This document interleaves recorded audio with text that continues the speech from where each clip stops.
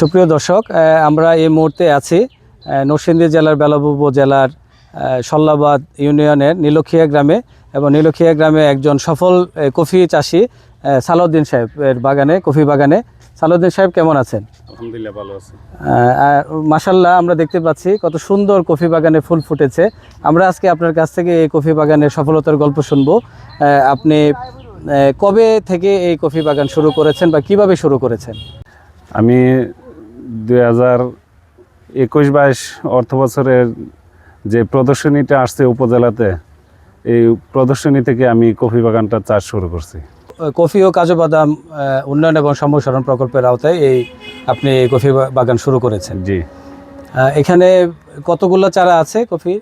এখানে 135টি চারা আমাকে দিয়েছিল প্রদর্শনী হিসেবে। এটা 33 শতক জায়গা দিয়ে প্রদর্শনীটা শুরু করা হয়েছে। চারা লাগানোর কতদিন পর এটা প্রথম ফুল ফুটে? চারা লাগানোর 2 বছর পর এটার মধ্যে ভালোভাবে ফুল ফুটে। অনেক সুঘ্রাণ আছে। এই ফুলটা ফুটছে, এখন 1 সপ্তাহের মতন দিন রাত এরকম সুঘ্রাণ পাওয়া যাবে। ফুল ফুটার কতদিন পরে আসলে আপনি ফলটা সংগ্রহ করতে পারেন?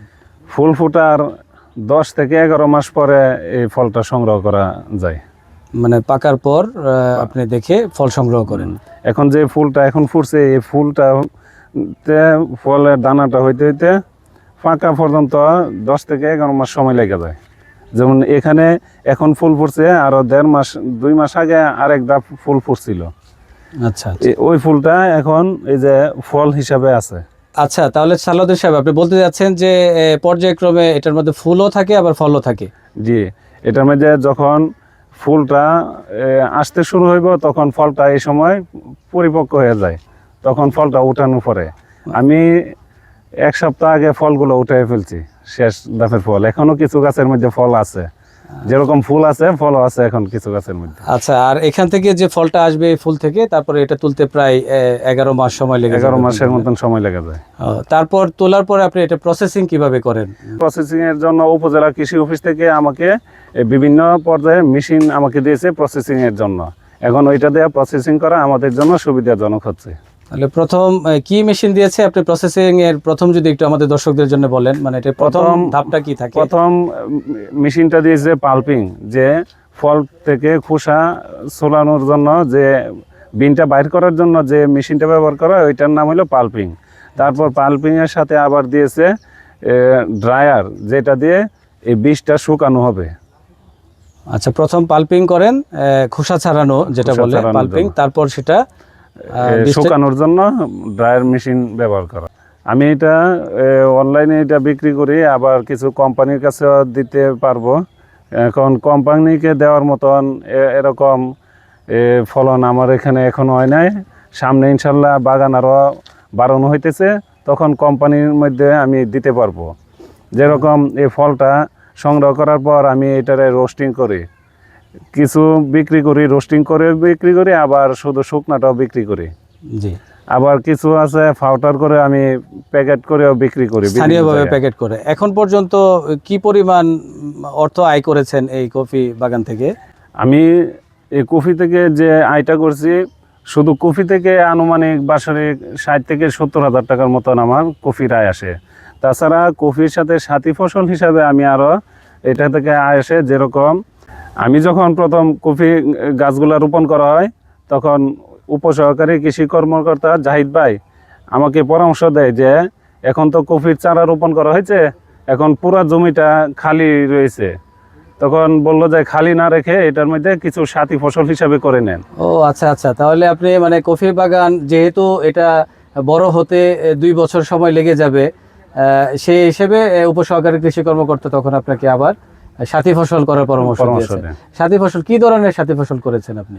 আমি প্রথম সাথী ফসল করেছিলাম পেঁয়াজ। পেঁয়াজের পর আমি ফুলকপি চাষ করেছি, পর আমি আদা চাষ করছি, সাথে পেঁপেও চাষ করেছিলাম। আচ্ছা, পেঁয়াজ, ফুলকপি, আদা, পেঁপে। আপনি কত টাকা আয় করেছেন এই সাথী ফসল? ওই সাথী ফসল থেকে মোট বাৎসরিক 60 থেকে 70 হাজার টাকার মতন আসে আর কি। তাহলে আমরা যদি মনে করি সাথী ফসল থেকে 60-70 হাজার টাকা, আর কফি বিক্রি করে কত টাকা? 60-70 হাজার 60-70 হাজার টাকা, যেহেতু প্রথম পর্যায়ে ছিল। প্রথম পর্যায়ে। তাহলে আমরা যদি 60,000 টাকা করি, তাহলে সাথী ফসল থেকে 60,000 এবং কফি চাষ থেকে 60,000, মানে 1,20,000 টাকা প্রথম বছর আপনি পেয়েছেন। এই এর মধ্যে খরচ হইলে দেখা গেল কি এর মধ্যে 15 থেকে 20 হাজার টাকা খরচ হইবে, তবুও 1 লক্ষ টাকার মতন বাৎসরিক এটা থেকে আয় আসবে। আচ্ছা, এটা তো খুবই ভালো সংবাদ আমাদের কৃষকদের জন্য। আচ্ছা সালাউদ্দিন সাহেব, এখানে আমরা আরো দেখছিলাম আপনার বাগানে আপনি কিছু কফির চারাও উৎপাদন করছেন। মানে এই কফির চারা এটা আপনি কি জন্য, এটা কি বিক্রি করার জন্য না আপনি নিজেই ব্যবহার করবেন? কিছু কৃষক চায় যে প্রদর্শনীর বাইরে তারা বড় বড় বাগান করবে, তখন আমি এই জন্য আমি চারাটি উৎপাদন করেছি।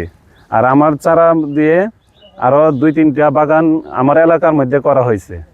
আচ্ছা, তাহলে চারা থেকেও তো আপনি কিছু আয় করেছেন। জি, চারা থেকে কত টাকার চারা এখন পর্যন্ত আপনি এখন থেকে 50-60 হাজার টাকার মতন চারা বিক্রি করছি।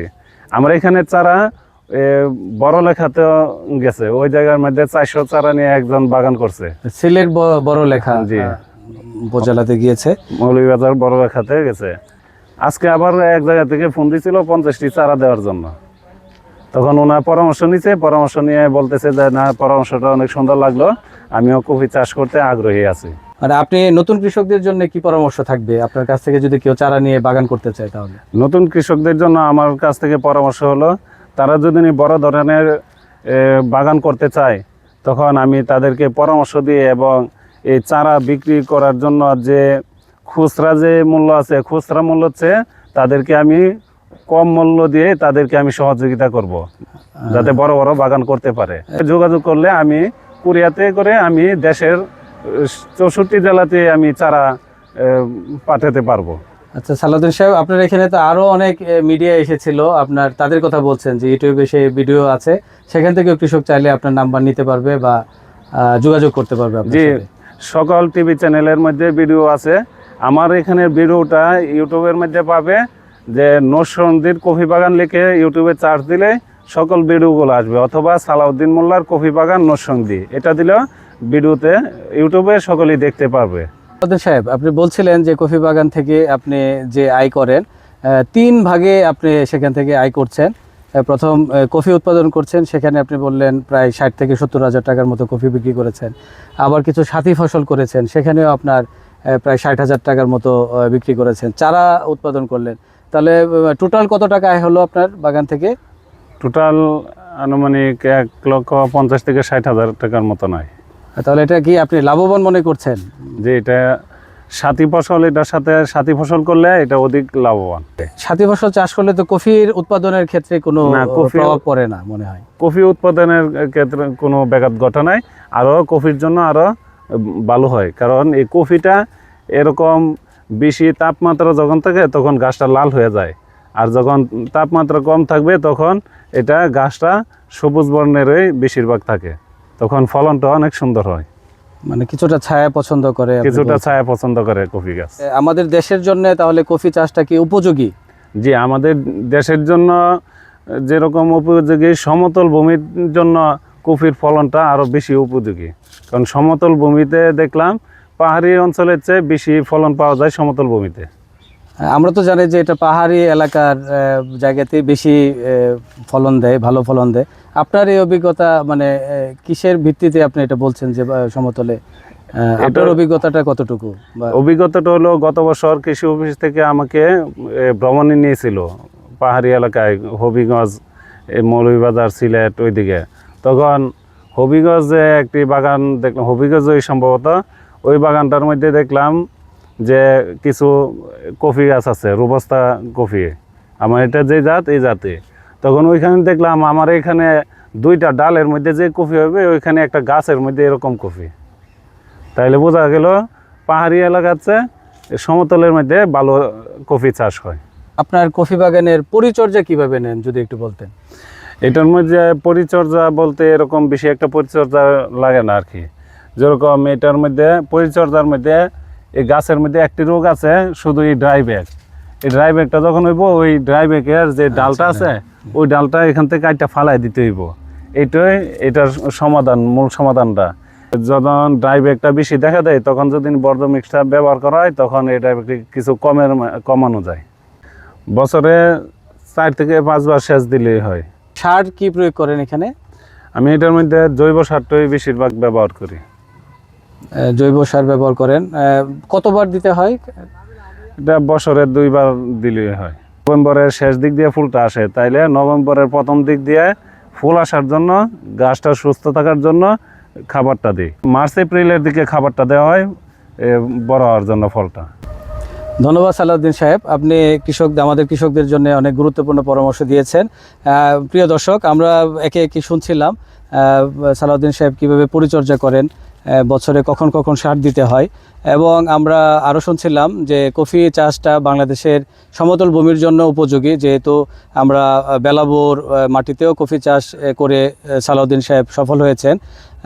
এবং আমরা কৃষকদের জন্য বলবো, কফি চাষ আমাদের দেশের জন্য একটি লাভজনক ফসল, এবং আমরা কৃষকদের উদ্বুদ্ধ করার জন্য এবং কৃষককে পরামর্শ দিব, আপনার যে কোনো পরামর্শ প্রয়োজন পড়লে সালাউদ্দিন সাহেবের মতো একজন সফল কফি চাষির সাথে যোগাযোগ করলে উনি আপনাকে সার্বিক সহযোগিতা করবেন। পরবর্তীতেও যদি কোনো ধরনের পরামর্শ প্রয়োজন পড়ে, বেলাবো উপজেলা কৃষি অফিসের সার্বিক সহযোগিতা প্রয়োজন পড়লে আমরা যে কোনো সময় আপনাদেরকে সহযোগিতা করতে পারবো, এই আশাবাদ ব্যক্ত করে আজকের মতো বিদায় নিচ্ছি। ধন্যবাদ সবাইকে।